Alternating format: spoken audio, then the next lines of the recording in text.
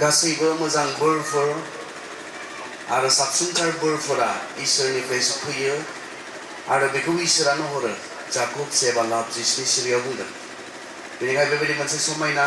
आरो बे बोर गोनां समखौ इसोरानो जोंनो होदों। लोगोसेयै बर आनजलि बे इयुथ डिपार्टमेन्टजों लोगोसे बिथांमोननि 50 बोसोरथि बे जुबिलि खुंथाय सनाथि जुबिलि खुंथायखौ लानानै लोगोसेयै इसोरखौ बाख्नायनो खुलुमनो सिबिनो आरो इसोरनिफ्राय लोगोसे जोंनि गुबुन गुबुन बोरफोरखौ जोङो बेयाव बाहायनायनि गेजेरजों लोगोसेयै बिनि बोर नाजावनो इसोरा जोंनो बे मोजां खाबुखौ होबाय। बेनिखाय बे इसोरखौ हामबाय होननोसै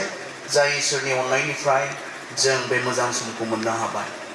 नोंथांमोना मोनथियोना मोनथिया? आं मोनथिया, नाथाय आं मोनथिगौ जेब्ला बुङो सेसन मोनसेल' प्रग्राम होननानै बेयो गोलाव जायो सेसन मोनसेल'आ। बेनिखायनो जोंहा बे सानावहाय मोनसेल' सेसन आरो बियो एसे गोलाव जागोन। अब्लाबो जागायजेननाया जेसेबां इम्पर्टेन्ट बेखौ मोजाङै फोजोबनायाबो इम्पर्टेन्ट। बेनिखायनो बयखौबो धैर्यजों जोबनायसिम मोजाङै फोजोबनो थाखाय खावलायनाय थाबाय। जागायजेननाया मोजाङै जागायब्ला जोबनायाबो मोजाङै जोबनांगौ, बेखौसो वेल कमप्लिटेड होननानै बुंगोन आरो। बेनिखायनो बयखौबो जों गोबाव जिरायबाय, अब्लाबो दसे सम जोङो धैर्यजों जिरायबावनो इसोरा जोंनो होनो नागिरनाय गासैनो आशीर्बादखौ जों नाजावनानै बे जायगानिफ्राय जों ओंखारलांगोन। आं मैया मोनाबिलि समावबो बुंदोंमोन आरो दिनैबो आयदाखौ बुंनायनि सिगां आं बे बाथ्राखौ बुंबावनो गोसो खालामदों। एखे नङा, अब्लाबो लाइमोन बिफान बेजों सोमोन्दो लाखिनानै मैया मोनाबिलि समाव आं माखासे खोथा बुंदोंमोन। जोङो सेलेब्रेट खालामो, जुबिलि माने मोनसे सेलेब्रेशननि टाइम, रंजानायनि टाइम। आरो जों माखौ लानानै रंजायो? दिनै 50 years, बे 50 बोसोर जों मा मावबोखो, मा मावबोनो हाखो बेखौ लानानै रंजानायनि मोनसे सम बियो। जों मा मावबोखो, जों मा एचिभ खालामखो बे 50 बोसोराव। आं बुंदोंमोन मैया मोनाबिलि समाव मोनफ्रोमबो अनुस्थान एबा मोनफ्रोमबो इनस्टिट्यूटखौ गठन खालामनायनि गायसननायनि जोंहा उद्देश्य थायो। आरो दहाय जाय बिथांमोनखौ जोङो मान होबाय, बिथांमोना बे लाइमोन बिफानखौ निस्सय ओरैनो थांखि गैयाजासे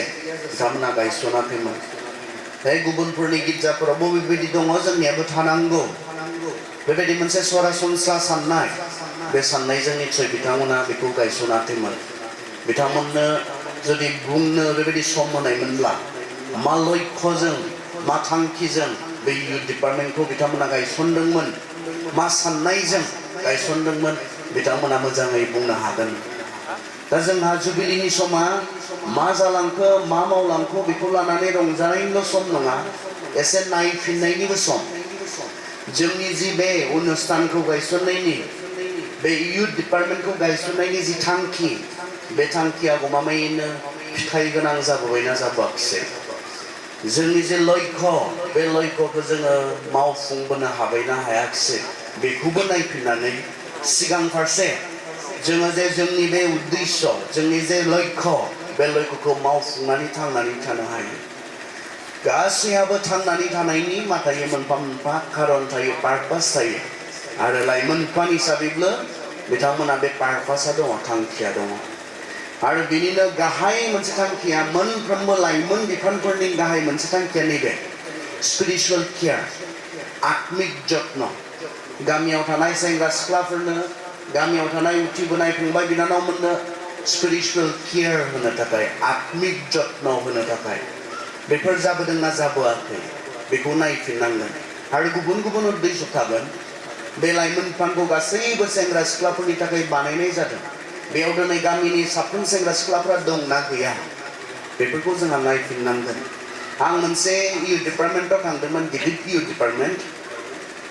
110 years जानाय इयुथ डिपार्टमेन्ट।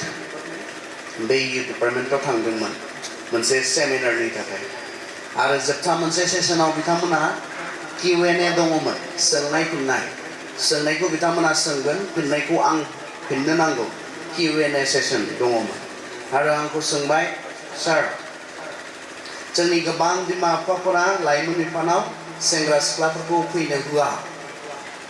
सारा बेनि मा समाधान होगोन होननानै आंखौ सोंदों। जोंनि गोबां बिमा बिफाफोरा लाइमोन सेंग्रा सिख्लाफोरखौ इउथ डिपार्टमेन्टनि जि गिर्जा खुलुमनाय सिबिनाय, लाइमोनफोरनि जि खुलुमनाय सिबिनाय, बे खुलुमनाय सिबिनायाव फैनो बादा होयो। सारा जोंनि बिमा बिफाफोरनि थाखाय मा बुंगोन? आं मोनसेल' फिननाय होदोंमोन खनसेयैनो। आरो लाइमोन दैदेनगिरिफोर, लाइमोन सेंग्रा सिख्लाफोर जेसेबां दङ बिथांमोना बे फिननायजों रंजादोंमोन। होमबालाय बन्द' खालामदो। बेनि अनगायै माथो उपाय दङ? जुदि सेंग्रा सिख्लाफोरनो बानायनाय बे अनुष्ठानाव सेंग्रा सिख्लाफोरखौनो फैनो होआब्ला बेहालाय माथो ओंथि दङ? बन्द' खालामदो। गासैबो लाइमोन दैदेनगिरिफ्रा जा खुसि जाबाय, रंजाबाय। दासो होदों सारा सानबायदां। खिन्थु आं मा बुंलांनो नागिरदों बिथांमोना एसेबां थर लायाखैमोन।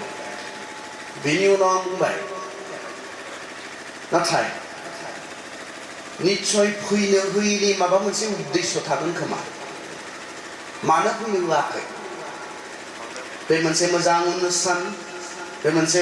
मोजां खामानिनि थाखाय बानायजानाय मोनसे बेयो संगठन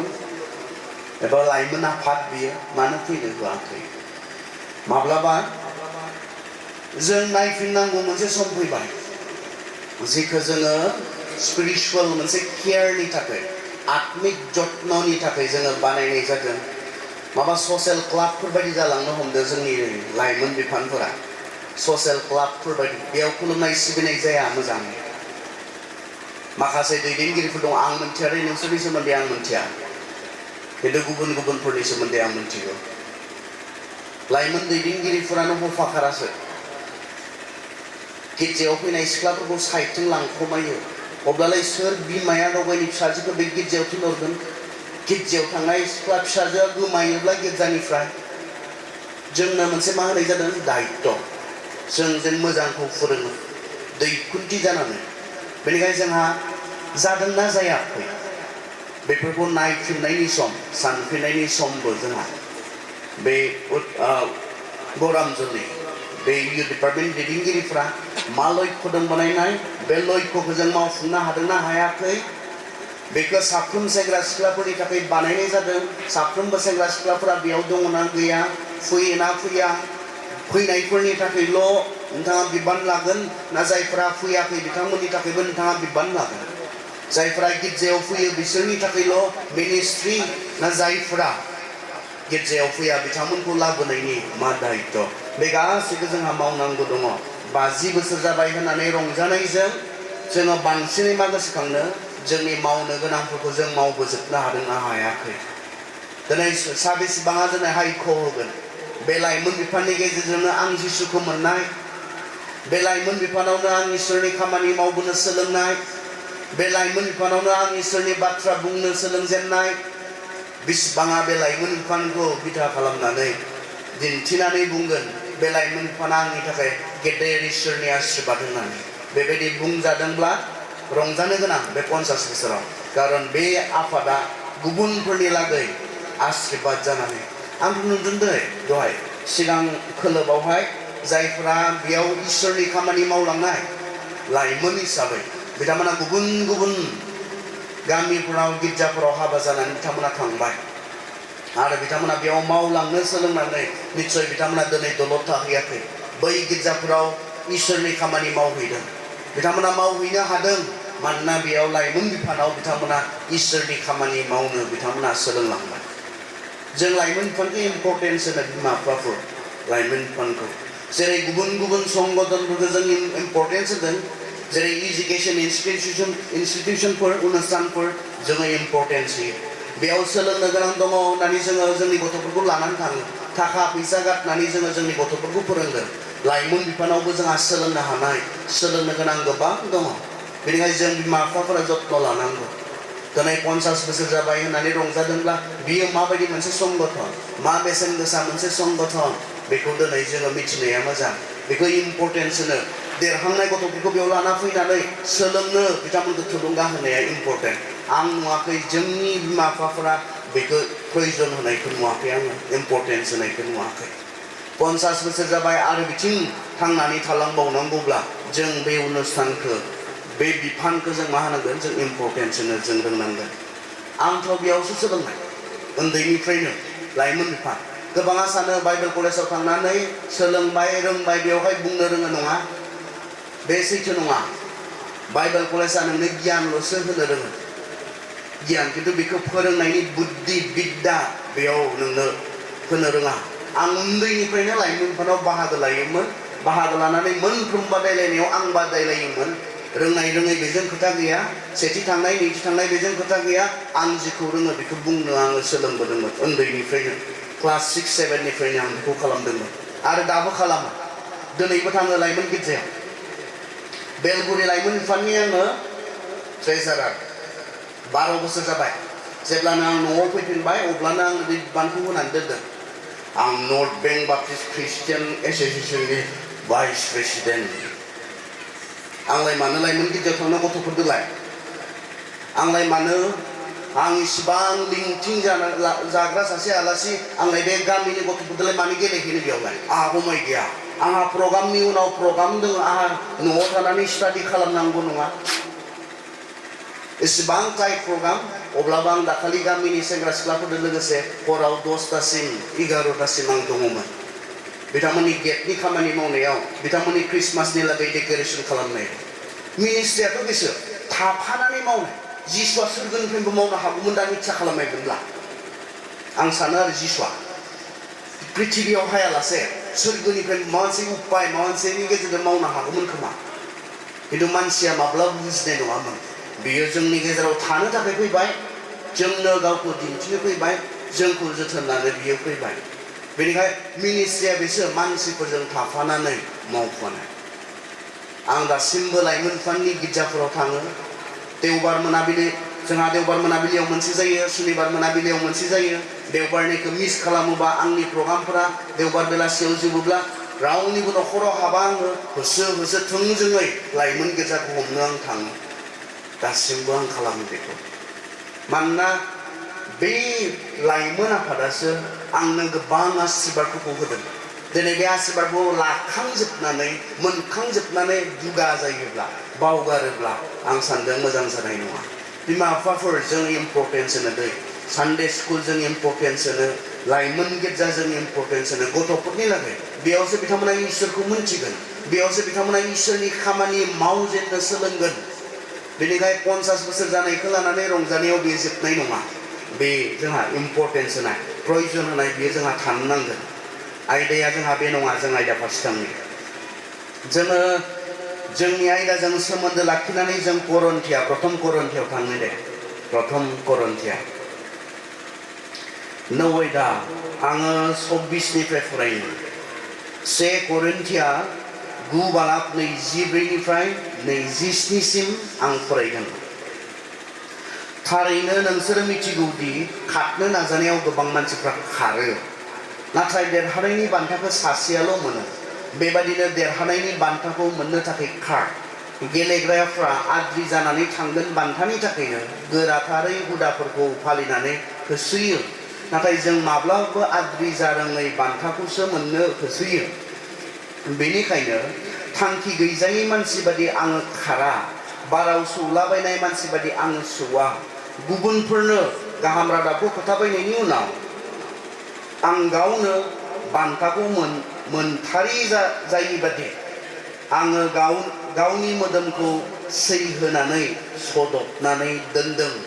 इसोरनि बे बाथ्राया जोंखौ लोगोसे आशीर्बाद खालामदों जोंनि आयदाया जाहैबाय ओभारकामिं फियार एन्ड चेलेन्जेस गिनाय आरो जि प्रत्याहबान चेलेन्जेस जोंहा जोंनि सिगाङाव थानाय जि माखासे जों मोगा मोगि जानो गोनां जोंनि इसुफोर बेनि सायाव खोथा बुंनो आंनो बे आयदाखौ जोंनो थिनानै होनाय जादों मैया मोनाबिलि समाव जों नायबाय गिनो नाङा मानोना आङो नोंनि इसोर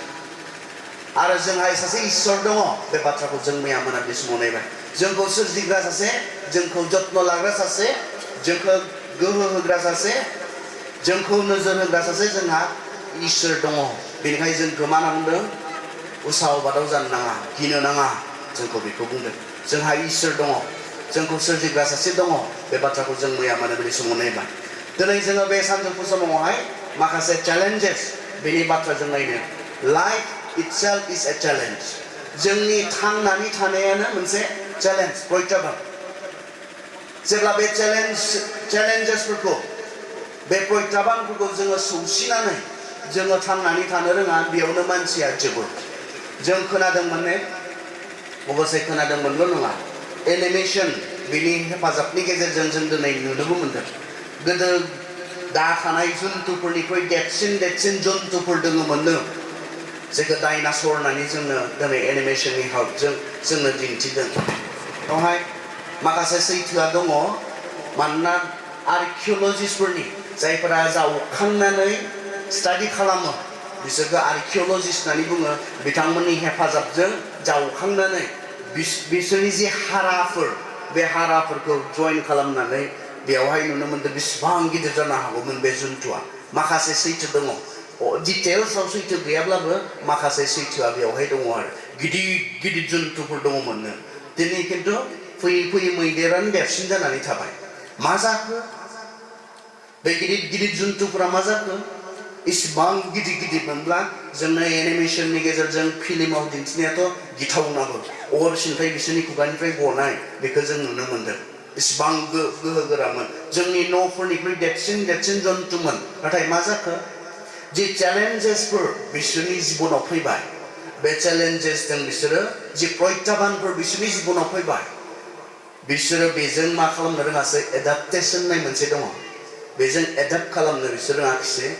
बिसोरनि जिबनाव फैनाय बे मोगा मोगि जानो गोनां समयसाजों बिसोर मोगा मोगि जानो हायाखिसै समयसाया बिसोरखौ फोजोबबाय आरो बे चेलेन्जेसफोरखौ बिसोर सौसिनो हायाखिसै बेवहाय बिसोरो जोबलांबाय दिनै गैला बिथांमोना गिदिरमोन बिथांमोना बोलोग्रामोन नाथाय मा जालांखो बिथांमोना जोबलांनो गोनां जाबाय कारन जि प्रत्याबान बिसोरनि जिबनाव फैबाय बेखौ बिथांमोना सौसिनो रोङाखिसै एडाप्ट खालामनो रोङाखिसै बेनिखाय बिथांमोना दिनै गिदिरब्लाबो बे जन्थुफोरा जोबलांबाय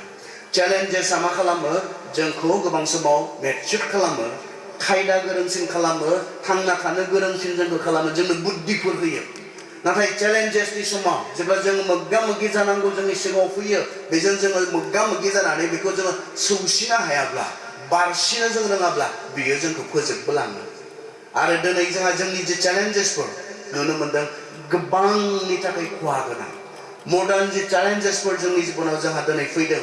गोदान जे प्रत्याबानफोर मा चेलेन्जेस दिनै जोंहा गैया बबेनि बुंजेननो जेब्ला जोंनो बेफोरनि सायाव खोथा बुंनो होयो बबेनि बुंजेननो बबाव बुंनानै बबाव जागायजेननानै बबाव फोजोबहैनो जों माब्लाबा गुदिखौनो मोना नागिरनानै मोना इसेबांखिनि समयसाफोर दिनै जों मोगा मोगि जानो गोनां जादों जोंनि सेंग्रा सिख्लाफोरा आरो बे समयसाफोरा गोरलै लाथाव नङा बे मोनसेबो समयसाफोरा गोरलै लाथाव नङा मानोना बे समयसाफोरा जोंनि इसेबां मोजां सेंग्रा सिख्लाफोरखौ नस्थ' खालामदों साननो गोनां बाथ्राया बेसोर मा जोंहा बे इसुफोरखौ बुंनांगौ गैया ने अब्ला फोरोंनांगौ गैया ने अब्ला जोंहा दङ साननांगौ दङ जोंहा मानोना बे मोनफ्रोमबो इसुफोरा जोंनि सेंग्रा सिख्लाफोरखौ गोबां नस्थ' खालामदों जोंनि जायफोरा पटेनशियल जायफोरा फरायनो हाथाव जायफोरा गिदिर पजिशन मोननो हाथाव लानो हाथाव जायफोरा गिदिर मानसि जाथाव बेबायदि मानसिफोरखौ दिनै बे समयसाफोरा मा खालामदों बिथांमोनखौ नस्थ' खालामगासिनो दङ जोंहा गिर्जायाव लाइमोन बिफानफोराव जोंनि सेमिनार्सफोराव बेफोर इसुफोरखौ डिटेल्सआव एड्रेस खालामनो नांगौ जोंहा दङ फोरोंनो नांगौ दङ मानोना बे समयसाया बिथांमोनखौ फोजोबगोन जुदि बे समयसानि समाव बिथांमोना थांनानै थानो रोङाब्ला बेजों माबोरै थांनानै थानो बेखौ बिथांमोनखौ फोरोंनांगोन इसेबां गिदिर जिब जुन्थुआ जुदि समयसानि समाव बे समयसाखौ एडाप्ट खालामनो रोङियाव सौसिनो रोङियाव जोबलांबायब्ला जोंनि गोबां सेंग्रा सिख्लाफोरा बे समयसाफोरजों बिथांमोना नस्थ' जागोन खहा जागोन गोबां इसुसफोर दिनै जोंहा दङ आरो बेखौ आं मोनसेनि उनाव मोनसे आं बुंनानै फोरोंनो आंहा डिटेल्सआव फोरोंनो दिनै समाय बे आंनि टाइम नङा कारन बे सेमिनार नङा दिनै आं प्रिचिं खालामनांगौ बेखौसो आंखौ बुंदों बेनिखायनो जोङो बाइबेलनिफ्राय नायनो ना जुदि जोङो चेलेन्जेसफोरखौ जोङो मोगा मोगि जानांगौब्ला जोङो बे चेलेन्जेसनि समाव जोङो जुदि गोख्रोङै जोंनि जिबनाव जेब्ला समयसा फैयो जोंहा बैसो लानानै गुबुन समयसा बैसोजों लोगोसे थांना थानायानो मोनसे समयसा आरो बे थांना थानाया जुदि जों सोलोङाब्ला संसाराव जोङो थैलांगोन जोङो जोबलांगोन न'खर खुंनाया मोनसे समयसा दिनै बिमा बिफाया गथ'फोर खांनाया दिनै मोनसे समयसा दिनैनि गोदान गथ'फोरखौ खांनो बिमा बिफाया जेराव जोंहा मोनसे एजुकेशनेल गेप जेराव जोंहा मोनसे गुबुन गुबुन जोंनि इलेक्ट्रनिक्स बेसादफोरनि जोंहा मोनसे गेप्स बेवहाय फैदों जोंहा बिमा बिफाया दिनैनि गथ'फोरखौ माबोरै खांनो बिथांमोना रोङा जादों बेबो मोनसे चेलेन्ज आरो जायनि थाखाय गोबां गथ'फोरा दिनै नस्थ' जादों जोंनि हाबा जानाय मोनसे चेलेन्जेस जानानै फैदों हाबाफोरा जोराखै हाबा जादों माब्ला गारलायदों मोनसे चेलेन्ज गोबां चेलेन्जेसफोर दङ आरो बे गासैनि गेजेराव जोङो माबोरै थांना थानो बेखौ दिनै जोंनो फोरोंनो नागिरदों बाइबेला बुंदों थारैनो नोंसोरो मिथिगौदि खारनो नाजानायाव गोबां मानसिफ्रा खारो गासैबो देरहाया नाथाय देरहानायनि बान्थाखौ सासेयाल' मोनो बेबादिनो देरहानायनि बान्थाखौ मोननो थाखाय खार जोंनि लागै मटिभेशना मा प्रथम खोथाया जाबाय जुदि जों देरहानांगौब्ला जोंहा मोनसे जोंनो मटिभेशननि जोंनो थुलुंगानाय बेनि जोंहा मोनसे प्रयोजन दङ जोंहा इम्परटेन्स दङ बेयाव बुंदों गासैबो खारो नाथाय देरहानायनि बान्थाखौ गासैबो मोना जों ख्रिस्टियानफोरखौ बेयाव बुंनाय बाथ्राया मा जों खारदोंब्ला जोंनि खारनायनि कारना मा जानांगौ देरहानो जेननो थाखाय नङा ओरैनो खारसाबनोसै बे टाइपनि नङा जों माबा मोनसे मावदोंब्ला जों मा खालामनांगौनो देरहानाया जोंनि लक्ष्य जानांगौ अबसे बेखौ स्पिरिचुवेल दिग फारसेनिफ्राय बुंदों स्पिरिचुवेल दिग फारसेनिफ्राय सोरगोखौ सहैनायनि बाथ्रा एसे ख्रिस्टियान सोरगोआव थांनानै बान्था मोनहैनायनि बाथ्रा बे बेलायाव बे बाथ्राखौ बुंनो नागिरदों आरो बेखौनो जोङो ओरैनोबो सावरायनो हायो संसाराव थांनानै थानाय समाव देरहानाय बे जोंनि लक्ष्य जानांगौ जेननाय बियो जेननो लुबैनाय बियो रावबो खारग्राया जेननो थाखाय खारनो नाङा थारमाने देरहानो जोङो जानांगौ देरहानायनि मोनसे जोंहा लक्ष्य थानांगौ जोंहा मोनसे जोंहा डिटारमिनेशन थानांगौ साफ्रोम सेंग्रा सिख्लाफोरा बे डिटारमिनेशनखौ नांगौ आं देरहानो नांगोन आङो देरहानो नांगौ देरहानाय लाइनसिम खारनाया जोंनि मा जानांगौ जोंनि लक्ष्य जानांगौ आरो जेब्ला जोङो देरहानो थाखाय माबा मोनसे मावो देरहानायखौ लक्ष्य खालामनानै जोङो खारो जोंखौ जेबो फेजेननो हानाय नङा नाथाय जोंहा लक्ष्य गैया जिबनाव जोंहा मोनसे गल गैया मानो थांनानै दङ मा खालामनो थांनानै दङ बेनिखायनो जोङो गोबां समाव नंबां जाबां मावनाङि खामानियाव जोङो बेस्थ' थाफ्लाङो खारन नोंहा मावथारनांगौ मोनसे प्रायरिटि नोंहा मोनसे खामानि गैया जों दिनै माने गोबां समाज बेरेखा खामानिफोरखौ मावदों जिखौ मावनाङा बेखौ माबोरै मावफ्लांदों जेराव जोङो टाइम होनाङा बेयाव माबोरै टाइम होफ्लांदों खारन जोंहा टाइम होथारनांगौ मावथारनांगौ बेबायदि जिबनाव माबा मोनसे सायख'नानै लानाय जोंहा गैया माबा मोनसे मोजां जिखौ आङो मावथारनांगौ जिखौ आं खालामाबा जाथारा बेबायदि मोनसे साननाय मोजां माबा मोनसे जोंहा लक्ष्य थायोब्ला जोङो बे नंबां जाबांनि थाखाय साननाय फैनाय नङा मावनो लुबैनाय फैनाय नङा बेफोराव सम होनो लुबैनाय फैनाय नङा बैसो नोंनि थाखाय प्रियसिन जागोन बैसो नोंनि थाखाय मा जागोन मोजां मोनसिननाय मोनसे जागोन लक्ष्य जोंनो नांगौ दिनै जेखि जाया फिल्डआवनो जाया मानो जोंनो मोनसे थांखि नांगौ आरो बे गैयाब्ला मानसिया नोंहा मोनसे ट्रेकआनो गैयाब्ला जेराव नोङो खारथारनांगौ अट'मेटिकेलि नों डिरेल जाखागोनखा अट'मेटिकेलि नों थाबायनाङि लामायाव थाबायखागोनखा नोंहा मोनसे थि लामा गैयाब्ला जेराव खारनानै नोङो सहैनो नागिरदों बेबायदि मोनसे थिग खालामना लानाय गैयाब्ला नों अट'मेटिकेलि थाबायनो नाङि लामायाव थाबायफ्लांखागोनखा आरो जोंनि सेंग्रा सिख्लाफोरनि समस्याया दिनै बे बिथांमोना लामा गैया सहैनो लुबैनाय मोनसे डिस्टिनि बिथांमोना थांखि गैया बेनिखायनो थाबायनाङि लामायाव बिथांमोना थाबायफ्लांदों मावनाङि खामानियाव बिथांमोना बेस्थ' थाफ्लांदों जिया बिथांमोननि जिबनाव गोबां खहाफोर लाबोदों थि खालामनानै लानांगोन जोङो देरहानोब्ला अभारकामिं देरहानोब्ला जोङो थि खालामनानै लानांगोन आरो बेखौ मोनजासिम जों मा खालामनांगोन जोङो खारबाय थानांगोन बे जुदि जोङो देरहानोब्ला जोंहा मोनसे लक्ष्य देरहानायनि लाइनालाय बहाथो माब्लाबा जोङो गामियावहाय नुनो मोन्दों गेम गेलेनायफोरखौ स्पर्ट्स गेलेनायफोरखौ दा गोदान बोसोरनि मुङै जोंहा माखासे गामिफोराव गिर्जाफोराव गेम गेलेगोन खारनायनिबो होयो ने खारो गथ'फोरखौ खारहोयो जोंनियाबो होयोमोन खिन्थु बै बोसोरनैसो होनाय नुवाखै आङो खारनो थांथारा मानसिफ्रा बेनिखाय होलांदा खिन्थु गोबां गिर्जाफोराव नुनो मोन्दों आङो गेलेनाय देरहानायनि मोनसे लाइन गैयाब्ला नों माबोरै मिथिगोन सोर देरहाखो सोर जेनखो नों मिथिनाय नङा देरहानायनि मोनसे फिनिशिं मोनसे लाइन थायो बोनानै होयो फागा हमथायो जोंहा माबायावबो जों एथलेटिक्सफोराव जों नुनो मोनो स्पर्ट्सफोराव जों अलिम्पिक्सफोराव नुनो मोनो फागा हमनानै थायो बे देरहानायनि लाइन आरो जाया खारदों बेखौ सिगांसिन मोनहैनो थाखाय गावनि गासै बोलो गावनि गासै गोसो होजोबनानै खारथाबो बियो आरो बेखौ जेब्ला सौहैयो बेखौ सौहैनो थाखायनो खारो आरो बेखौ जेब्ला सौहैयो बेखौ देरहानाय होनना बुङो नोंनि जिबनावलाय देरहानायनि लाइनालाय बहाथो माबेसिम खारनो नागिरदों थि खालामदों नोंथाङा देरहाबाय जेनबायखौ माबोरै मिथिगोन अब्ला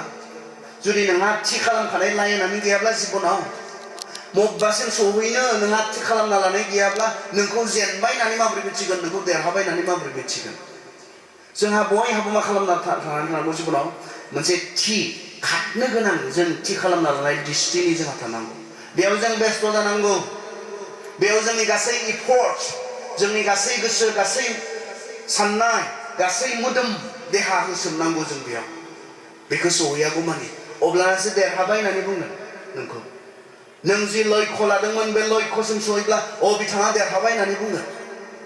देरहानायनि लाइन जोंहा मोनसे थानांगौ जिबनाव जोंहा गैया बेवहाय खारनोबो गोनां गैया जोंनि सेंग्रा सिख्लाफोरा गैया जिबनाव मोनफा मोनफा लक्ष्य बिसोरा गैया बाइबेला जिथु बेखौसो बुंदों जों जुदि बे चेलेन्जेसफोरजों जों मोगा मोगि जानांगौब्ला जोंहा मोनसे लक्ष्य थानांगोन बे लक्ष्य फारसे जों बयबो खारनांगोन खारनानै जोंनि थांखिया मा जानांगोन देरहानायानो जोंनि थांखि जानांगौ दाखालि मबेबा मोनसे माबायाव इयुथफोरनि सेमिनाराव जोङो देरहानो थाखाय जोनोम जादों होननाय आयदानि सायाव खोथा बुंनो होदों देरहानो थाखाय जोनोम जादों इसोराबोथ' बेखौनो लुबैयो रावबो सेंग्रा सिख्लाखौ जेननायखौ लुबैया रावबो जों व्यक्तिखौ इसोरा जेननायखौ लुबैया बेयो जोंखौ देरहानायखौ लुबैयो जों देरहासार जानायखौ जोंखौ देरहानो थाखायथ' जोंनि बाइबेल सिरिया बुंदों आं नोंजों लोगोसे थागोन आं नोंनो बोलो होगोन जोंनि इसोरा बुंदों जोंनो होफागोन खालामफागोन जोंनि इसोरा बेबायदि इसोर नङा जाया जोंखौ ओरैनो देरहाहोग्रा बेथ' ब्लेकमेलिंसो जागोन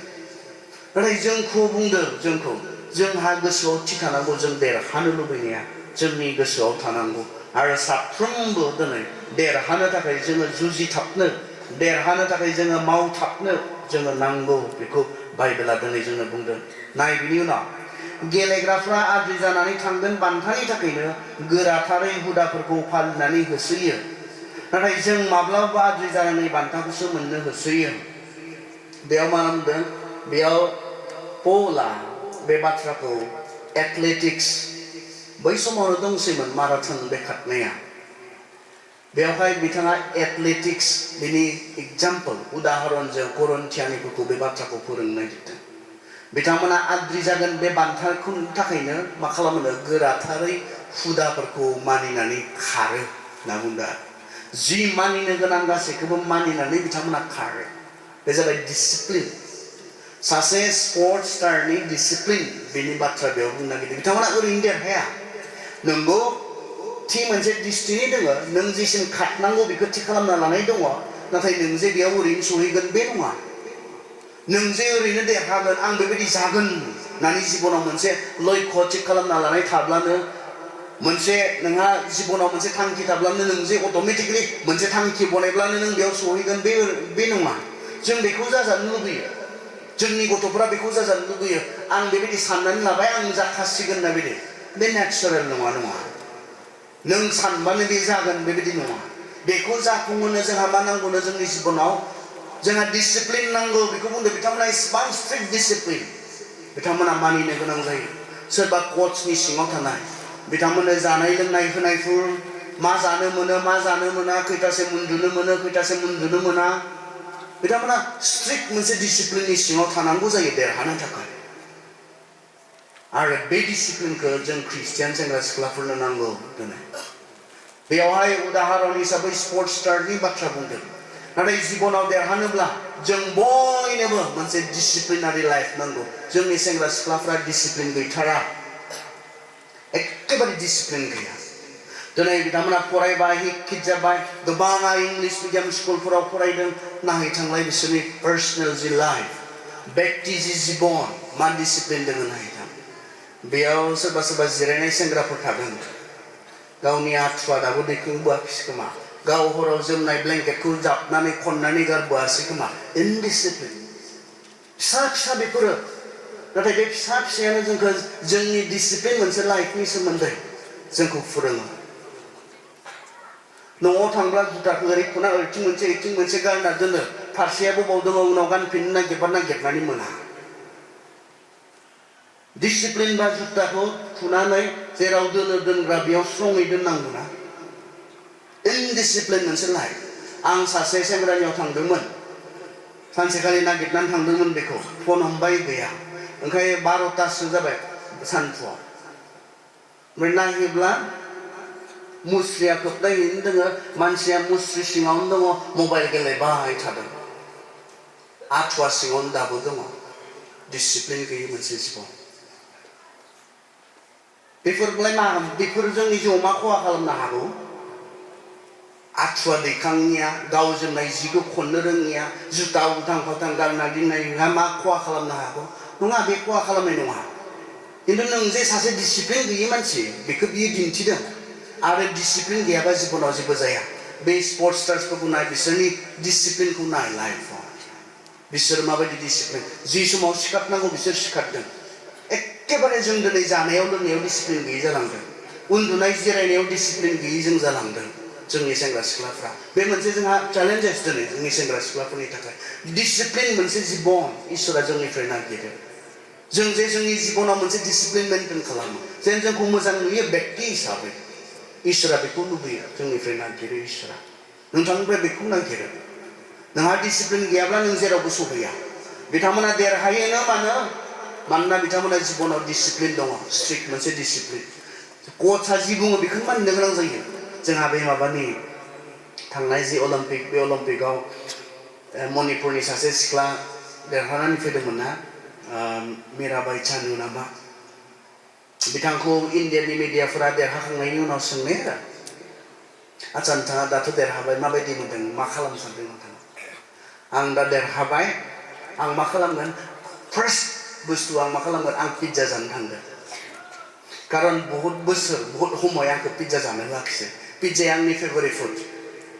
पिज्जाया आंनि मोजांसिन मोननाय खायद ओंखाय आं पिज्जा जानो थांगोन बिथाङा देरहानो थाखाय जानो मोजां मोनोब्लाबो बिथाङा देरहानो थाखाय पिज्जाखौ बोसोर जायाखिसै बिथां कचारा जि बुंबाय खारन बिथाङा गावनि उजनखौ मेनटेन खालामनांगोन बिथाङा जि उजननि लेभेलाव कम्पिट खालामो बे उजननि लेभेलाव कम्पिट खालामनोब्ला गाव जुदि 65 केजिनि मानसिजों बिथाङा मा खालामब्ला 65 उजनखौ मेनटेन खालामनांगोन बे मेनटेन खालामनो थाखाय बिथाङा जिखौ जानो मोजां मोनो बेखौ जायाखै खारन बिथांनि लोगोआव आं देरहानांगोन बिथाङा सिरि सिरि जाखोमाबाय थायोमोनब्ला बिथाङा बे लेभेलनि मानसिफोरजों बिथाङा कम्पिट खालामनो मोननाय नङामोन आरो देरहानो हानाय नङामोन निस्सय उजना बारायनायमोनब्ला बिथाङा खिन्थु कचनि जि बुंनायफोर बेखौ बिथाङा मानिबाय डिसिप्लिन बिथाङा गावनि जानो लुबैनायखौ बिथाङा हमथाबाय गावनि उन्दुनो लुबैनायखौ हमथाबाय गावनि गोदाव सोराव टाइम वेस्ट खालामनो लुबैनायखौ निस्सय हमथाबाय नांथाबबाय बेवहाय बिथाङा देरहाबाय सों देरहानाय साफ्रोम मानसिफोरनियाव सों स्पर्ट्सनिल' खोथा नङा जायखि जाया फिल्डआवनो जायफोरा देरहादों बिसोरनि जिबननि सोमोन्दै सों बिथांमोना मा डिसिप्लिन जिबन बिथांमोना खुंदों रावबो देरहाया डिसिप्लिन गैयाबा बाइबेला जोंनो बेखौनोथ' बुंदों जोंनो डिसिप्लिन नांगौ सेल्फ डिसिप्लिन जोंनो नांगौ 2 तिमथि 2 बालाब 22 सिरि आरो 23 सिरि द्वितीय तिमथि 2:22 आरो 23 पद बेयाव नायोब्ला जों मोननो हागोन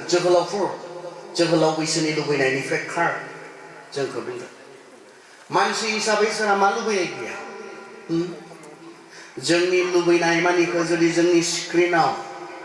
डिसप्ले खालामनो हायोब्ला जोंनि गोसोनि लुबैनायफोरा गोबां समाव गाज्रिथार आं मा लुबैयो मानसि हिसाबै आंबो नोंथांमोन बायदिनो नर्मेल मानसिसो आंनियावबो फैयो आं नोंसोरनिख्रुइ साबसिन नङा नोंसोरनिख्रुइ आं सुपेरियर बिनि आं नङा आंबो जास्ट नोंसोर जेरै बेबायदिनो सासे अर्डिनारि मानसि बे गाज्रि साननायफोरा आंनावबो फैयो बे गाज्रि लुबैनायफोरा आंनावबो फैयो मानसिसो नालाय आरो बे बयनावबो फैयो सोरबा बुंदोंबा आंनियाव बेफोरबायदि फैफेरथाराखै बे थगायदों ख्रिस्ट'नियावबो बेफोर फैनायनो बाइबेला बेखौसो बुंदों बेबो मानसि हिसाबै जोनोम जानायखाय ख्रिस्ट'आबो बेफोर आनजादजों मोगा मोगि जानायनो मानसि आरो ख्रिस्ट'नि गेजेराव फारागा बेल' बेफोरबायदि आनजादफोरा बेफोरबायदि चेलेन्जेसफोरा फैदोंब्लाबो बियो गावखौ हमथाबाय बेयाव गोग्लैयाखिसै बाइबेला बेखौ बुंदों दा जों आरो ख्रिस्ट'नि गेजेराव फारागा बे ख्रिस्ट'आ मा लक्ष्य लाना फैदोंमोन मानसिखौ बासायनायनि लक्ष्य पापआव गोग्लैनायब्ला बे लक्ष्यसिम बियो सहैनाय नङामोन बेनिखायनो बे फैदोंब्लाबो मानसिनि मोदोम लानायखाय बिनियाव बे साननायफोरा फैदोंब्लाबो बिनियाव बे आनजादफोरा फैदोंब्लाबो बे गावखौ हमथाबाय आरो बे देरहानानै इसोरनि आगदा आखायाव मस्ट सन्मानिय मोनसे सिंहासनखौ बियो आवग्रिहैबाय होनना बुंदों देरहाखांनायनि उनाव मानसि हिसाबै जोंनाव फैगोन खिन्थु आं बेखौ मावनो लुबैदों बेखौ जानो लुबैदों बेखौ लोंनो लुबैदों होननानै आं बेखौ खालामजोबगोन नामा अबसे खालामनो हायो खारन नोंथाङा उदांस्रि दङसे बे उदांस्रिखौ इसोरानो होदों मानसिनो जों बयनोबो बे उदांस्रिखौ इसोरा होदों नोंथाङा मा गोसो बेखौ खालामनो हायो नाथाय नोंथाङा बेखौसो साननांगोन जों नायनो 2 करन्थिया 6 मा बुंदों पौला प्रथम करन्थियानि 6 नायनाय बे प्रिन्सिपल जुदि जोंनि ख्रिस्टियान सेंग्रा सिख्लाफोरनि गोसोआव साननायाव थायोब्ला जों देरहागोन होननानै आं सानो प्रथम करन्थिया 6:12 खोनासं मा बुंदों पौला खायसेया बुङो आङो गोसोबायदि गासैखौबो मावनो हागौ नंगौ नाथाय गासैबो उदायगौ बे नङा आङो गासैखौबो मावनो हायो होननानै आंबो बुंनो हागौ नाथाय आं जेखौ मावब्ला गलाम जागोन बेखौ आङो मावा बेसे मोजां खोथा बुंदों पौला खायसेया बुङो आंनि गोसो आं माबोरै थांना थायो बे आंनि गोसो आं मा मावो बे आंनि गोसो आं मा जायो आं मा लोङो आं मा सोबो बे आंनि गोसो नंगौ इसोरा नोंनो बे उदांस्रिखौ होदों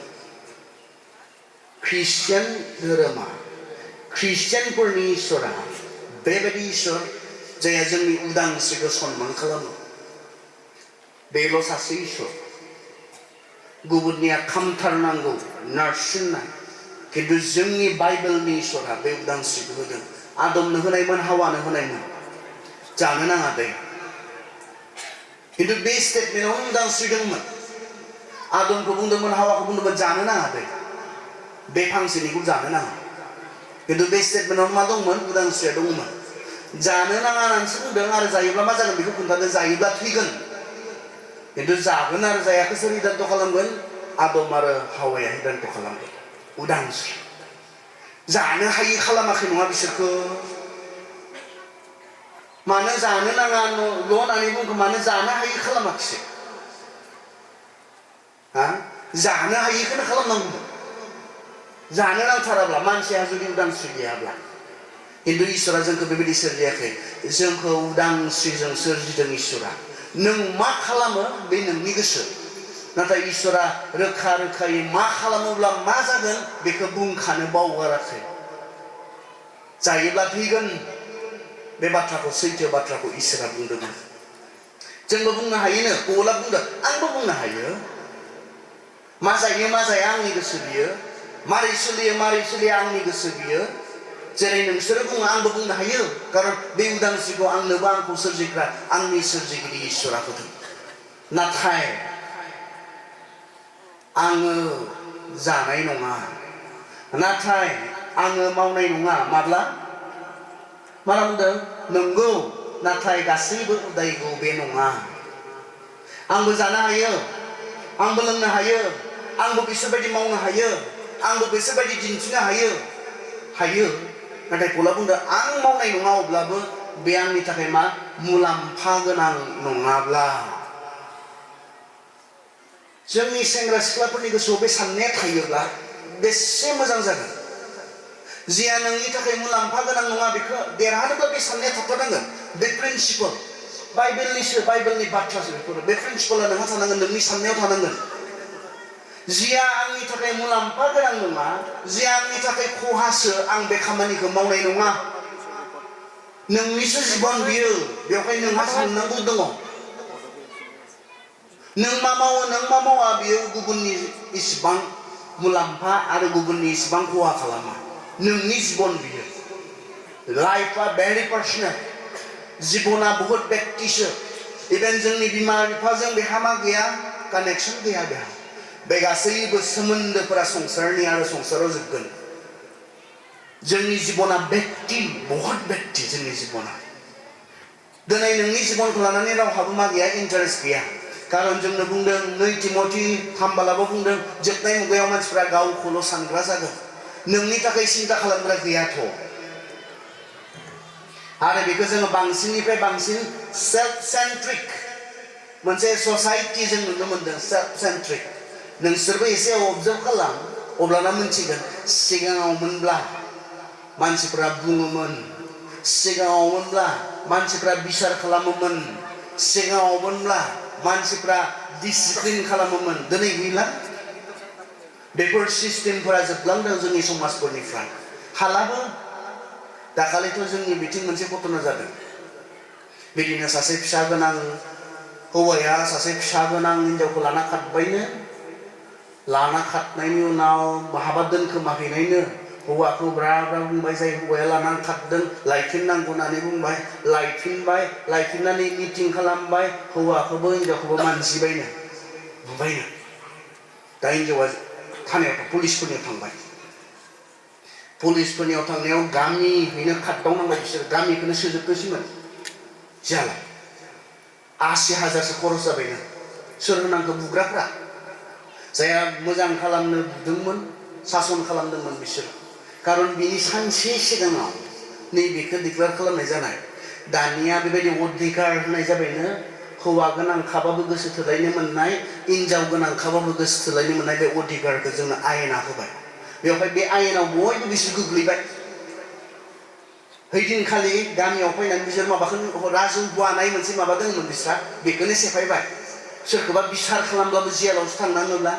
सोरखौबा बिसार खालामब्लाबो थानायाव थांनानै हाजार फैसासो होनाङोब्ला सोरखौ मा बिसार खालामबावनो जोंना ओंखायनो दिनैनिफ्राय जोंनि गामियाव राजहुवा गैया होननानै राजहुवाखौनो सेफायबाय बिसोरनिया बिसार खालामनो हाया दानिया बेल' नङा गैखाला सिगाङावबा खोनानायलै आङो सोरबा हिनजाव मानसिया सोरबा हौवा मानसिजों साइकेल लोगोसे गाखोबाबो गामियाव मिटिं जायोमोननो मा गोरा मोनसे समाजमोन जानानै लोंनानै दावराव दावसि जायोमोनब्ला मिटिं खालामोमोननो बुयोमोननो जुरिमाना खालामोमोननो गोरा मोनसे समाज दिनैनि जों जि समाजाव दङ जोंनि समाव बे समाजा बिदि नङा बेयो नों मा खालाम आहा बेयाव नांजानो गोनां गैया नों मा खालाम न' खाथियाव फैनानै लोंफाय जाफाय गथ' गथाय हिनजाव बुस्रां रावहाबो थांनानै नोंखौ फंसे बुंहैनो खमाय गैया सेल्फ सेन्ट्रिक मोनसे नोंनि जिबनखौ लाना रावहाबो इन्टारेस्ट गैला रे बे नों मा खालाम बेबायदि समाव जुदि जों गावबो गावनि मोजांनि थाखाय साननो बावगारोब्ला जेराव गुबुनाथ' सानखाला जोंनि मोजांनि थाखाय साननो सम गैखाला गुबुनहा मा होननानै बुङो मिथिगौ ना मालायनि जिबन आंलाय मा बुंनो मालायनि जिबन आंलाय मा बुंनो आंखौबो बुंगोन आंनि हिनजावाबो बुंगोन माब्लाबा आंखौ मामा बाबाया बुङो मालायखौलाय मानो बुङो दावराव दावसि जायो बदनाम जायो खोनासंथावै खोथा बाथ्रा ओंखारो मालाय नों मालायसो जों बयबो सासेया सासेनि मालाय जों मालायसो बेनिखायनो मा बेबायदि समाव जुदि जों गावबो गावनि मोजांनि थाखाय साननायखौ नागारोब्ला जेबो मोजां जाया पौला बुंदों मानानै आं बेबायदि खामानिखौ मावनाय नङा मोनो आङो हायो आङो नाथाय जिया आंनि थाखाय खहा गोनां जागोन आं बेखौ मावनाय नङा बै हिदान्तखौ खालामनो हागोन ने दिनै जोङो अबेसे मोजां जागोन नोंनि जिबना आं मोनो आं हायो जानो हायो लोंनो हायो बेफोर गासै गाज्रि खामानिखौ आं मावनो हायो इसोरानो आंनो बे अधिकारखौ होदों बे आंनि गोसो नाथाय जिया आंनि थाखाय खहा गोनां जाथाव आं बे खामानिखौ मावा सासेबो ड्राग्स लाग्रा ओंखारनाय नङा बे बाथ्राखौ जुदि जोंनि सेंग्रा सिख्लाफोरा दिनै बुजियोब्ला सासेबो जौ भां सोबनानै गावखौ नस्थ' खालामनानै लाग्रा मानसिफोर ओंखारनाय नङा जुदि बिथांमोना बे हिदान्तखौ लायोब्ला आंनि थाखाय जिया खहा गोनां बे खामानिखौ आं मावनायानो नङा नोंसो जानांगोन गुबुना बुंबाय थाया बुंबाय गैया गुबुना नोंनि थाखाय सिन्था खालाम गावनि थाखायनो सान खहायै हमायसारो जिबना संसाराव नोंनि थाखाय सानबाय थाया बुंबाय थाया मालाया बेवहाय नोंसो साननांगोन नोंनि मोजांनि थाखाय सान आरो बे डिसिसनजों ओंखारलां आंनि थाखाय जि खामानिफोरा जि एक्टिभिटिसफोरा जि जानाय लोंनाया आंनि थाखाय खहा गोनां बेफोर मोनसेखौबो जानाय नङा लोंनाय नङा मावनाय नङा नाय नोंनि लाइफआ सोलायोना सोलाया पौला बुंनायमोन आं बाहायो खिन्थु आं खालामा बे आंनि थाखाय खहा गोनांब्ला आंनि थाखाय मुलाम्फा गोनां जुदि नङाब्ला आं खालामा हायो आं हानाया नोंबो बुं दिनै मोनो आंबो हायो आंबो बिसोरबादि दा आं मोनथिगौ बे आंनि थाखाय खहा गोनां आं खालामा जि आंनि थाखाय मुलाम्फा गोनां आं बेखौसो खालामगोन सेकेन्ड मा बुंदों बियो आं खालामनाय नङा जुदि हे बियो आंखौ गलाम खालामगोनब्ला आंखौ एडिक्ट खालामगोनब्ला आंखौ बेफोरखौ नागारनो हायै जुदि खालामगोनब्ला ख्रिस्ट'आ जोंखौ मा खालामगोन गालाथिया 5:1 गालाथियानि 5:1 मा बुंदों ख्रिस्ट'आ मा मावखो बियो 5:1 जोङो जेखौ मोनबाय बेनो गहोजानाय ख्रिस्ट'आ जोंखौ गहोबाय बेनिखाय गहोजानाय मानसिफोर बादि नोंसोरो गोग्गोमै थादो आरो नोंसोरो गावखौ गलाम जाफिननो खाबु होनो नांलिया पौला मा बुंनाय आं हायो आंबो मोनो खिन्थु बियो आंनि थाखाय हुदा जालांगोनब्ला आं बेखौ खालामनाय नङा आं एडिक्ट जालांगोनब्ला आं बेखौ खालामनाय नङा बेखौ बुंनाय मानो गालाथिया 5:1 मा बुंदों ख्रिस्ट'आ जोंखौ उदां खालामबाय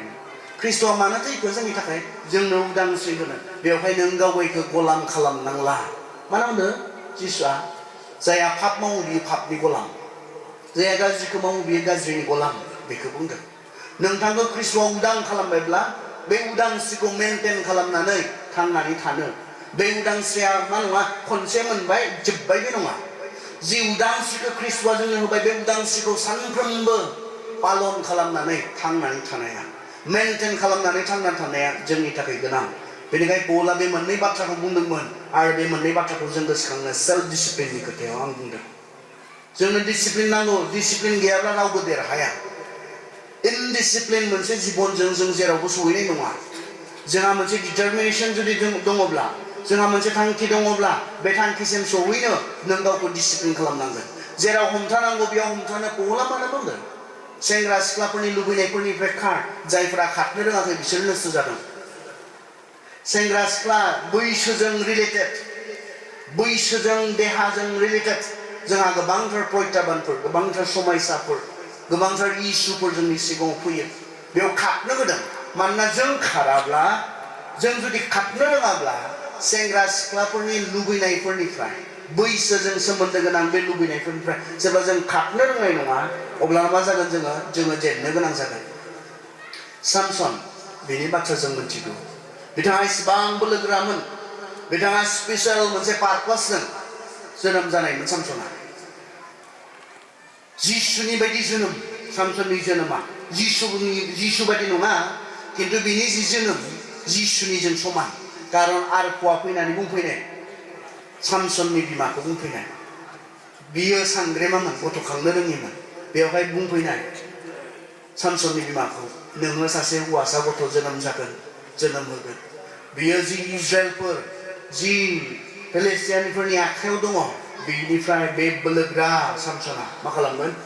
गावनि जातिखौ बियो बोखांगोन बियो लिडार जागोन दैदेनगिरि जागोन बेमोन आरो माखासे मानिनो गोनां बाथ्राबो बुंदोंमोन जिसुनि बायदि आरफजों बुंग्रोलायजानाय जिबननि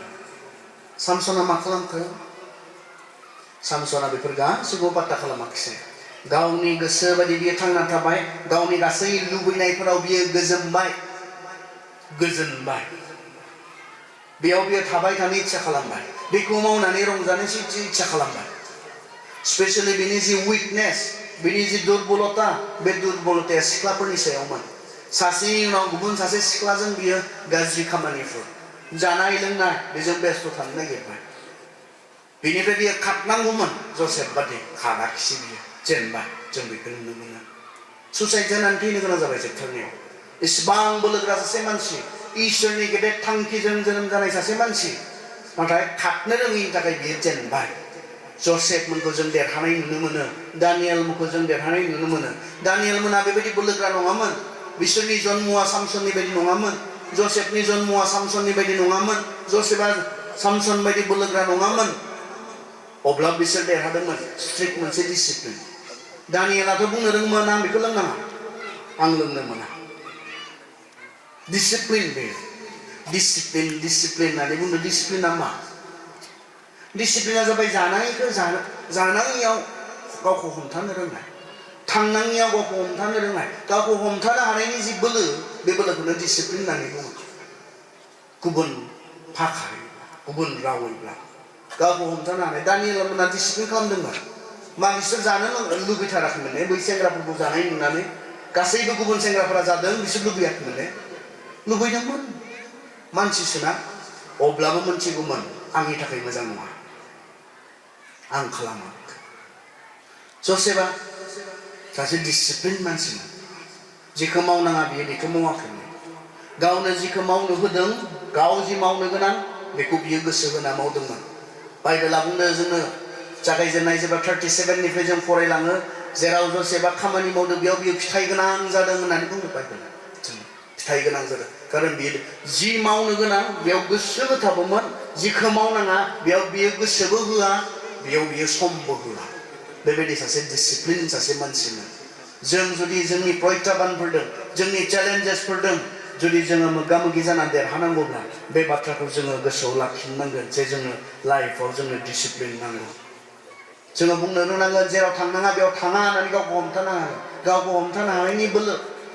गावनि गोसोखौ हमथानो हानायनि बोलो बे बोलोआ जोंनाव थानो नांगोन न' होननानै बुंनो हानाय बोलो गोबाङा हाया न' होननानै बुङो जोंनो बोलो नांगौ बोलो बेखौ बुङो जिखौ खालामनाङा आं खालामा जिखौ जानाङा आं जाया जिखौ लोंनाङा आं लोङा बेखौ बुंनो हानाय जोंनो मा नांगौ जोंनो बोलो नांगौ गोसोनि बोलो हाया गोबां समाव जों कमप्रमाइस जायो डिसिप्लिन खालामनायाव लोगोफोरा हामा मोनगोन बे आरो आंनि फ्रेन्ड सार्कोला गाज्रि जागोन जे बिसोरजों एसे बिसोरबायदि खालामफायाब्ला बिसोरजों एसे बिसोरबायदि सोलिफायाब्ला कमप्रमाइस जेब्ला नों कमप्रमाइस जाबाय गैला आरो नोंनि देरहानायसिम नों सहैनो हाया जायफोरा कमप्रमाइस जाया जिबनाव बिसोरसो देरहायो बिसोरसो देरहादों बेनिखायनो जोंनो बे बोलोखौ नांगौ गोसोनि बोलोखौ बिनि उनाव मा बोलो खोनासं 26 आव बिनिखायनो थांखि गैजायै मानसि बायदि आङो खारा आरो बिनि उनाव बाराव सौलाबायनाय मानसि बायदि आङो सौवा बेयाव बक्सिं बिनि उदाहरन लाबोदों आङो बाराव सौवा टार्गेटआव सौवो जेराव सौबोला आङो देरहागोन बेयाव सौ आं ओरैनो बाराव सौलाबायग्रा आं सासे बक्सार नङा जों मा खालामनाङा जों ओरैनो जेबो खालामनाङा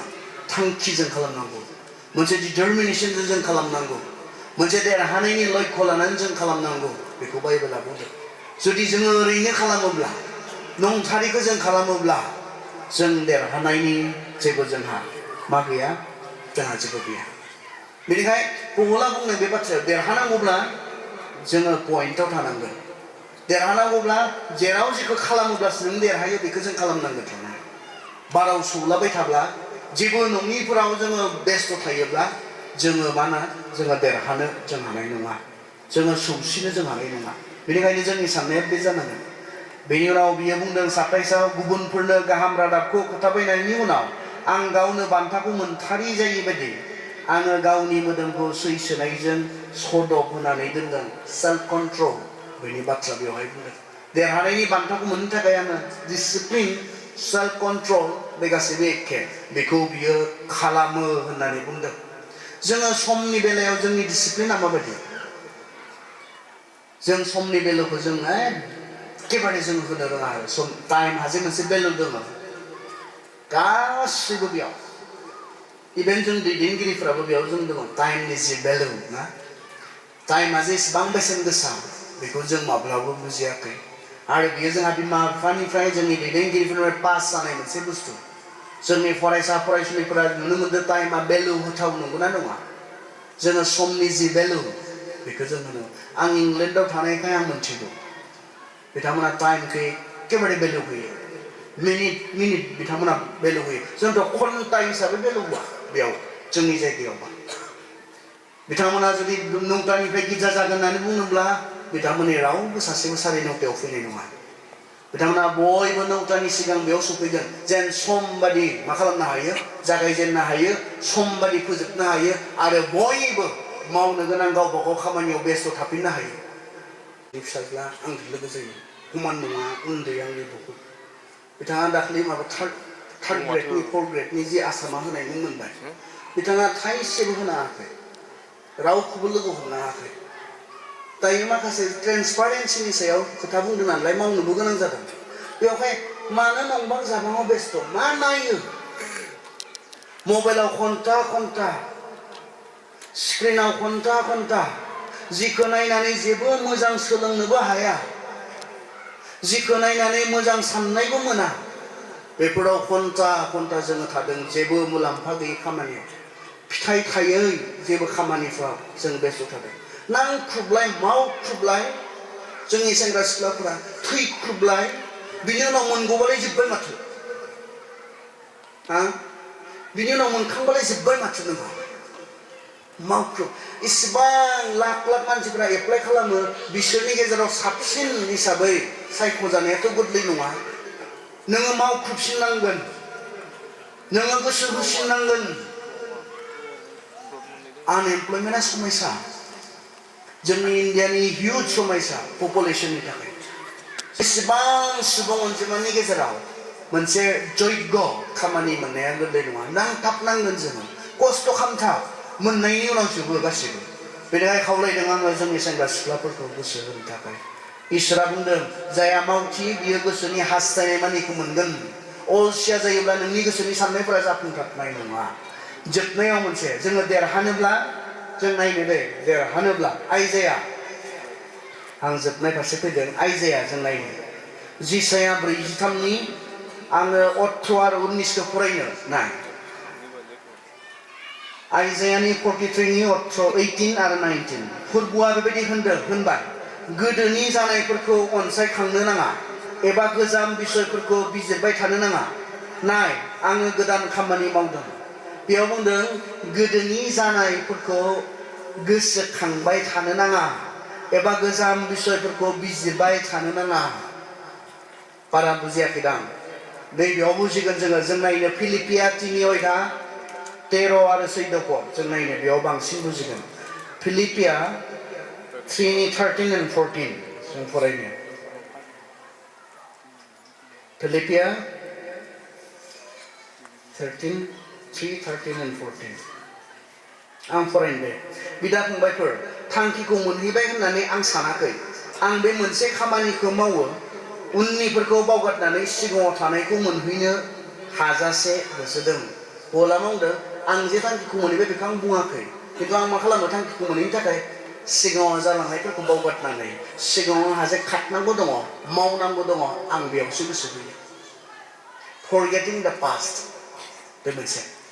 जोंनि सिगांनिखौ बावगारनानै जोंहा मा मावनांगौ दङ मा खालामनांगौ दङ बहा गोसो होनांगौ दङ बेखौ नायनाया जोंनि थाखाय इम्परटेन्ट आरो बेखौनो बुंदों इसोरा सिगांनि जालांनायफोरखौ गोसोखांबाय थानाङा बेफोरखौ बिजिरबाय थानाङा बेयो लाब गैला मैया मा जाखो नों मैया मा मावखो बेखौ नों जेबो खालामनो हाला सिगाङाव जानाय घटनाफोरखौ सिगाङाव जानाय जाथायफोरखौ गोसोखाङै दुखु खालामबाय थानाय बेयो जोंखौ देरहानायनिफ्राय हमथायो आरो आंहा बेबायदि जालांबाय आं बेबायदि खालामफ्लांबाय बावगारदों नों बेखौ जायाखै खालामनो हाया मानसिनो बे बोलोखौ होआखै मैया नों मा खालामखो बेखौ आंहाबो दङ लाजिथाव दङ दुखु मोनथाव दङ जिबनाव आंहा दङ आं मानसिसोना खिन्थु बेफोर गासैखौ बावगारनानै मा मैया नों बेखौ खालामबायखाय दिनै बे खालामबाय थानांगौ बेथ' नङाना मैया मोजां नङामोन दिनै नों मोजां जानो हाया बेथ' नङाना मैया नों जियानोमोन बेखौ बावगारनानै नों मा मावनांगौ दङ नों मा बबेयाव गोसो होनांगौ दङ बेयाव गोसो होदो देरहानाया नोंनि जागोन खिन्थु सिगाङाव जि गोरोन्थिफोरखौ खालामबाय बेयावनो थाबाय थायोब्ला बेफोरखौनो सानबाय थायोब्ला बेफोरखौनो गोसोखांबाय थायोब्ला बियो नोंखौ हमथागोन आरो देरहानायनिफ्राय नोंखौ हमथागोन बेवहाय बुंदों पौला आं बावगारो सिगाङाव जि जालांबाय बेफोर गासिखौबो बावगारो खिन्थु आंनि सिगाङाव खारनो गोनां मावनो गोनां जि दङ आं बेफोरखौ गोसो होनानै मावो नों मैया सोरमोन मैया मा मावदोंमोन दिनै जोङो बोसोरनिफ्राय जोबनाय दिनाव जों दिनै दङ गाबोन सानसे आरो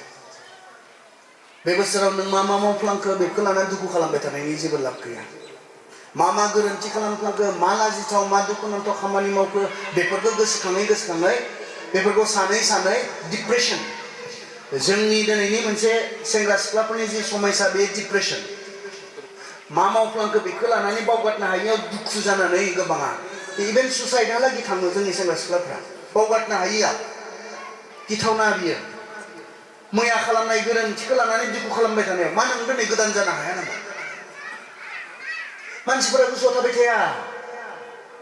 बेफोरखौ रायलायबाय थानो हमाय गैया आंखौथ' बेबायदि होननानै रायलायबाय थासिगोनदां आंखौथ' मानसिफोरा बेबायदि होनना बुंबाय थासिगोनदां सोरहा हमायदोंसियो नोंनि खौरां रायलायबाय थानो दिनै रायलायगोन आरो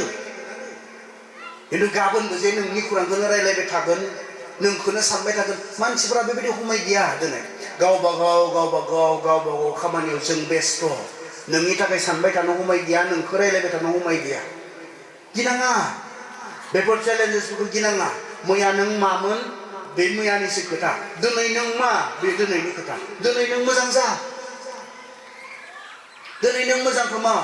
मैया गोरोन्थिफोरखौ मावनायखाय गुबुनजों माबा मोनसे बुंजाबाय सानजाबाय बे मैयानिसो खोथा दिनै नों गोदान जायोब्ला दिनै नों मोजां जायोब्ला मानसिफ्रा दिनैनि मुंखौ लानानै बाख्नायगोन दिनैनि नों मावनाय खामानिखौ लानानै बाख्नायगोन मैयानिखौ गोसोआव थाबाय थानाय नङा बेनिखायनो जोंहा बे इम्परटेन्ट देरहानोब्ला किसुमान खोथा बाथ्राया जोंखौ ओरैबायदि दुखु होनानै दोनो आवगायनो हायि हमथानानै दोनो जोंनि सेंग्रा सिख्लाफोरखौ किसुमान खोथा बाथ्राफोरा किसुमान बिथांमोना मावब्र'ना लानायफोरा किसुमान बिथांमोना मावफ्लांनायफोरा बिथांमोनखौ ओरैबायदि ओंखारनो हायै जेबो गोदान मोनसे साननो हायै खालामना दोनो केपटिभ खालामना दोनो बे बुस्थुफोरा सेंग्रा सिख्लाफोरनि जिबनाव आरो सेंग्रा सिख्लाफोरनियाव नङा अबस्से जों गासैनियावबो नङा मैया नों मा मावबाय बेखौ नों मावाखैखौनो खालामनो हाला कम्पिउटार नङा बियो कम्पिउटारासो रिडु आनडु खालामनो हायो जिबनाबो रिडु आनडुनि जेबो गैया जिबना नों मैया मावबायबा मावबायसो बेनिखायनो माबा मोनसे मावनायनि सिगां जों गले गले साननांगौ खारन मावखांनायनि उनाव मावाखै खालामनायनि खाबुखौ इसोरा जोंनो होआखै जों रावबो बेखौ खालामनो हाया अनजाग्रा फंबाय बिनानावमोन दिनै सेंग्रा सिख्लाफोरनि मोनसे प्रग्रामखाय बे प्रग्रामजों सोमोन्दो लाखिनानै देरहानोब्ला जोंनि जिबनाव मा आखुथायफोर थानो नांगौ बेखौ देरहानोब्ला जों माबोरै जानो नांगौ बेखौ जोङो दिनै सावरायदों चेलेन्जेसफोरनि गेजेराव जों देरहानोब्ला जोंनि जिबनाव मा थानांगौ बेखौ जोङो सावरायदों बेनिखायनो बे मोनसे गोनां बाथ्रा इसोरा बुंदों आं गासैखौबो गोदान खालामो जेरेमियानि जों जेराव फरायबाय आइजायानि जेसायानि 43 18 19 आं गासैखौबो गोदान खालामो इसोरनि सायाव भरसा खालाम नोंनि गासै गोरोन्थिफोर नों मावलांनाय गासै गोरोन्थिफोर बावगार इसोरनियाव गोदान जानो गोदान साननायजों गोदानै थाबायनो गोदान माबा मोनसे थांखि लानानै गोदान मोनसे डिस्टिनि लानानै आवगायनो नोंथाङा ओंखारबो जों सान बेखौ दिनै नोंथांमोना बारा जेबो मोननाय नङा बे बयगआवहाय गाबोन जेब्ला आंनि बयगआव फैगोन जोंनि एसेबां बयगआव फैगोन नोंथांमोना डिप्रेस जागोन खारन नोंथांमोना आइडेन्टिटि मोनसे क्राइसिस जागोन गाबोन गावनि सिनायथिनि मोनसे आंखाल जागोन गाबोन बियो थोनाय नङा आङो प्रान्जल दैमारि बेलगुरिनि होनना बुंनाया थोनाय नङा बेसेबांखिनि सिनायथिया थोनाय नङा गाबोन दिनै थोनो हागौ बेयाव जिरायनाय सेंग्रा सिख्लाफोरनि थाखाय आङो आमुखा दैमारि आमुक गामिनि आं आमुखि दैमारि आमुक गामिनि बियो थोनो हागौ गाबोन बे बुस्थुआनो नोंखौ डिप्रेस खालामगोन गाबोन नोंनो बेसेबांखिनि सिनायथिया थोनाय नङा आङो आमुखा दैमारि आमुक गामिनि आमुक मावो जेब्ला कमप्लिट नङा नों दुखु मोनगोन बेखायनो बहुत सेंग्रा सिख्लाफोरखौ जों सानो बैसो जानायखौ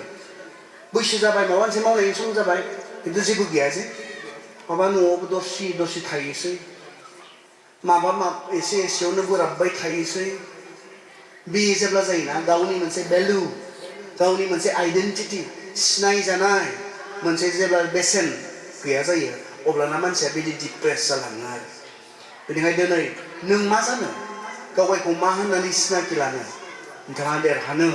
गोसो खालामोब्ला बे नोंथांनि इसोराथ' बुंखाबाय जोंनि आयदायाव उसाव-बादाव जानो नाङा गोदाव-सोराव जानो नाङा आङो नोंजों लोगोसे दङ बेजों लोगोसे जोंहा जोंनि पार्ट दङ जोंनि मावनांगौफोर दङ बेफोरखौ जेन गोसोआव लायो जोङो देरहागोन जोंनि इसोरानो जोंखौ देरहाजानो लुबैग्रा इसोरखा बे देरहानायनि लामायाव गसङा देरहाहोग्रा इसोरसो गुरै जा आं नोंसोरखौ नांगौ समाव दैखांगोन होननानैसो बुंदों इसोरा मानिग्रा जायोब्ला इसोरा जोंखौ आशीर्बाद खालामथों हामबायसै